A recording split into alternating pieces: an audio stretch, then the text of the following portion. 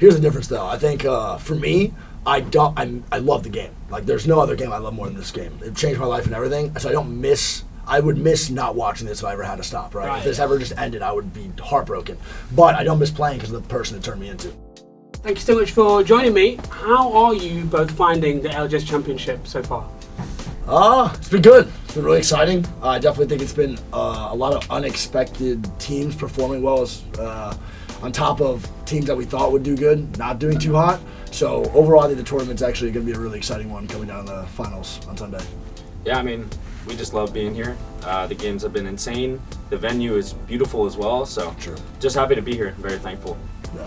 I want to ask you about possibly the ALGS moment of all time. The 360 Kraber no scope off the hill. Yeah. Do you think we'll ever see anything like that in ALGS again? Has ALGS peaked? I don't know if it peaked.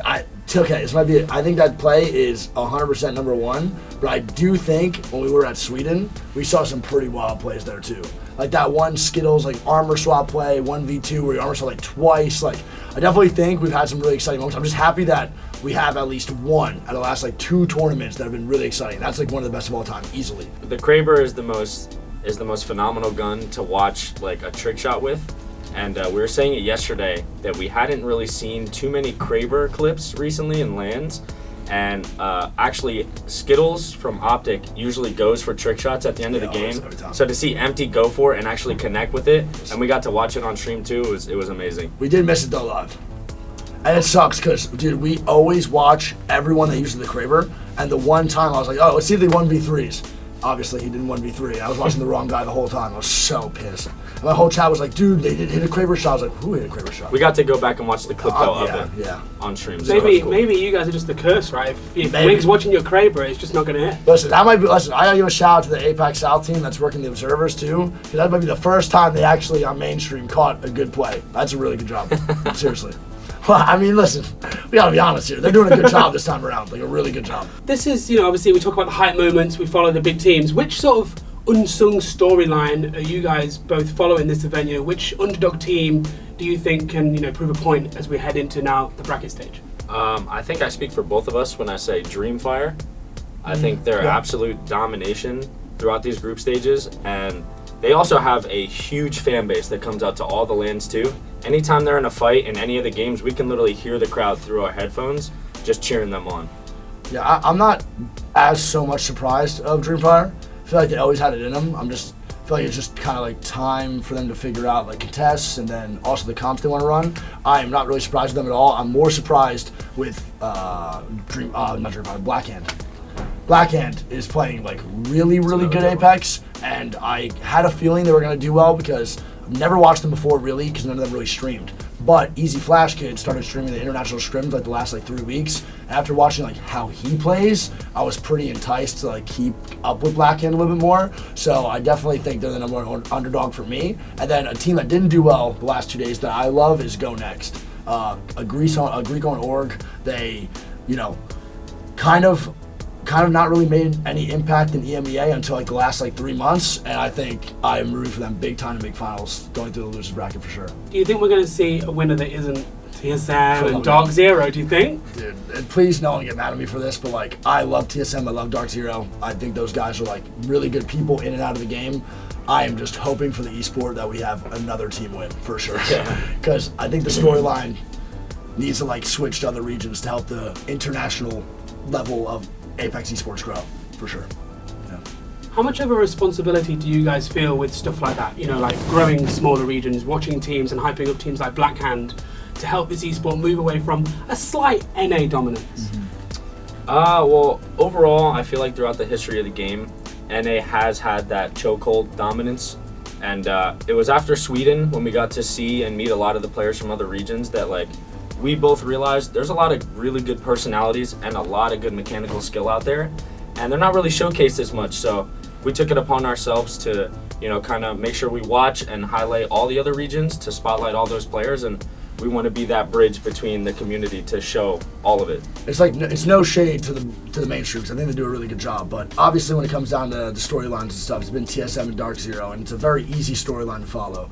And I feel like the mainstream does do a good job of pushing that, and I think it does create overall hype. But if you're not a part of like Apex South and not a part of NA, then the storyline could get a little bit annoying to watch, because you're like, what about everybody else, right? So after Sweden, we went and we were kind of like, okay, we don't really know these teams. We felt bad commentating on these teams, not knowing exactly where they were from, how they play, or the comps they're going to use. So we're like, okay, let's head back after Sweden and actually lock in. And it wasn't like a feeling of responsibility. It was more of like I think we're doing an injustice to these teams that are putting in so much work by not knowing enough about them. So when we came back, we were like, man, let's just lock it in. Let's watch every region, learn about everyone. And we kind of just fell in love with certain teams and for certain players from each region. And then after that, it just became a joy for us to watch, not even a responsibility. We're just kind of excited to do it. Yeah, we love to do it. Yeah, I mean, it's fun. Yeah, it's a good time.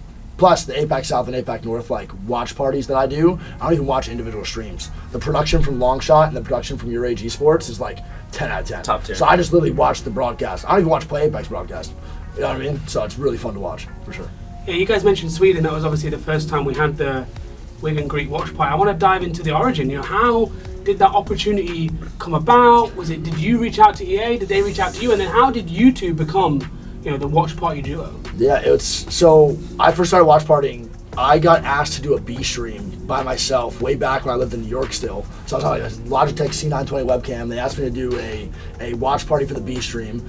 It kind of like did well, but a lot of people found me super fucking annoying. Like, people did not like me at all. Like, they were like, dude, never let this guy cast again. Never let him be involved in anything ALGS ever again. And I was like, okay, I get it, because if you look back, I'm just screaming the whole time. And I realized, like, yeah, that is actually pretty annoying to watch. I was super defensive back then. And they were like, okay, your viewers did good, though. Like, we want to bring you back. So I was like, oh, perfect, I'm down. So I started watch partying instead of playing. And, like, when content tournaments arose, I was, like, getting invites to play, and I was like, nah, I'm good. I'm going to watch. And then, at the same time that was all happening, I met him and another guy named Reprise through Discord, and we moved to LA together. And once we moved to LA together, he was doing horrible in Pro League. I mean, his team was trash, like reality situation. And every day he walked out of his room playing like, dude, my God, we're so bad. Like, I can't do this anymore. And I was like, why not join me? Stop doing that and make content. And then he recruited me. Yeah, I recruited him. I convinced him. I retired him. I convinced him to like do watch parties more, come into my room and do it with me. And then one day EA reached out to me, they're like, want to do a watch party live from the event. And they're like, you can bring anyone you want. And obviously, no brainer about this guy. And then it kind of just all started from there. Yeah. Do either of you ever miss playing? Like, do you ever watch and think, I'd love to compete at this level? No, I mean, you can answer that first, bro. I definitely do. Every time a team wins, I feel like the goosebumps. And I mean, the closest feeling to it is being here at the venue, being able to watch the players celebrate. I definitely miss it, so I still play a lot, but watch partying is pretty damn fun too. I don't miss it at all. You don't miss it? Obviously, no. Here's the difference, though. I think for me, I love the game. Like, there's no other game I love more than this game. It changed my life and everything, so I would miss not watching this if I ever had to stop, right? If this ever just ended, I would be heartbroken. But I don't miss playing because of the person it turned me into. Like, I was just a crybaby. I was a fucking mad all the time when we didn't do good. You know what I mean? Because I played way back when where our practice was during tournaments for money. So, like, I was, like, experimenting new comps, but losing in, like, tournaments that mattered. And I was like, dude, this is awful. I was like, get me out of here. Like, let me just go do content. And when all that started, like, unfolding, I'm very thankful now. But, yeah, I miss, like, I think about the times that I had, and I'm like, oh, that was fun. But, like, when I want to go and do this again, I'm like, no, I'm good. This is way too much fun for me. I enjoy this way more. Obviously, you know, we're having a great time here in Birmingham at the championships, but this is, you know, the end of a year of ALGS. Yeah. Other than more watch parties, what are you guys hoping to see as we enter ALGS Year 4? What are you hoping that EA, when they bring that announcement, you know, say? Is there anything you'd like them to improve on? Is there anything that you've really enjoyed that you're hoping that they're going to keep? In terms of what they can improve on, I think having 3 to 4 potential LAN tournaments in different areas all around the world, I think would definitely increase the overall viewer base of the game and grow the esport.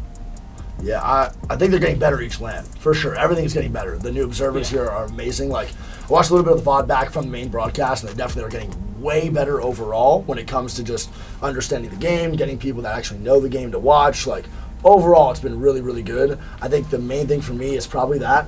I think just getting the esport more involved in other regions. 'Cause I do think having like 3 different lands or 4 different lands in a different spot all around the world, I mean, just helps. Like someone that's not involved in Apex might just go see an esport and just land and just go look. Like for me, if Rocket League came to Los Angeles, I'd go watch Rocket League. Like you know what I mean? So, and I don't even care that much about Rocket League, but I'd go do it. So yeah, I think it's definitely a big deal, and that's probably the main thing for me. And also, I think we finally found like casters that really love the game too and like 100%. appreciate the game overall. Like Dia is a phenomenal caster, Zephyr's now involved too, like everybody in general. I feel like we finally have that core family, and I just hope we like keep rocking with it and it just keeps going, you know what I mean? So Okay, year 4 LAN, 1 city each. Which city are you picking to take ALGS to next year? New York. New York? Tokyo. Tokyo. Yeah. Tokyo. Yeah, we definitely became like really close to a lot of the APAC North players. I don't know. It's just like it just came so like naturally. Like we all just gravitate towards each other, and like we're really good friends with Riddle now. We're like getting close to like Fchon and Pulverex a little bit more, and Fnatic as well. So like I'm hoping that with an APAC North LAN, specifically in Tokyo, I think would one just shoot the esport like totally up, because Valorant's kind of taking some viewership and some player base away from Apex in Japan, and that's a little worrisome because Japan and Apex are like literally just like so cohesive. They work so well together. So I hope a Tokyo LAN would really skyrocket the esport more for sure. Okay, guys, thank you so much for speaking to me. I'm looking forward to watching the rest of your watch parties as the event goes on, and maybe we'll see you in Tokyo in ALGS.